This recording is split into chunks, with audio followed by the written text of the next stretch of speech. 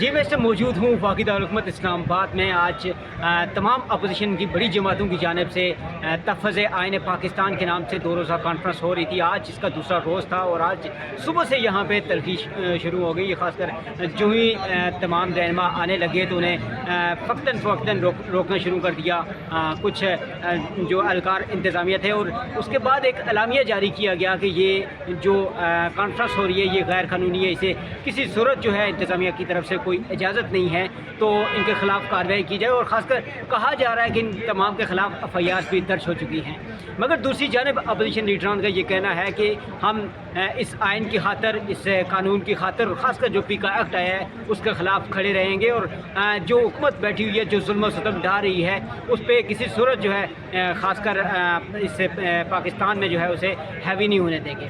इस हवाले से मज़ीद जो है यहाँ पे जितने भी अपोजिशन लीडर थे उनका भी यही कहना था कि ख़ासकर आने वाले दिनों में एक बड़ी ये जो छोटी ईद आ रही है इसके बाद एक बड़ी खुशखबरी सामने आएगी, और उसमें ये है कि तमाम पार्टीज़ जो अपोजिशन हैं वो मिल के एक लाएअमल तय करने जा रही हैं, और पाकिस्तान में ये जो हुकूमत बैठी है इसके ख़िलाफ़ जो है एक बड़ा महाज खड़ा करने के लिए तैयार है। आइंदा आने वाले रोज़ में क्या सूरत हाल होगी इस हवाले से जो है मैं आपको आगाह करता रहूँगा। जी।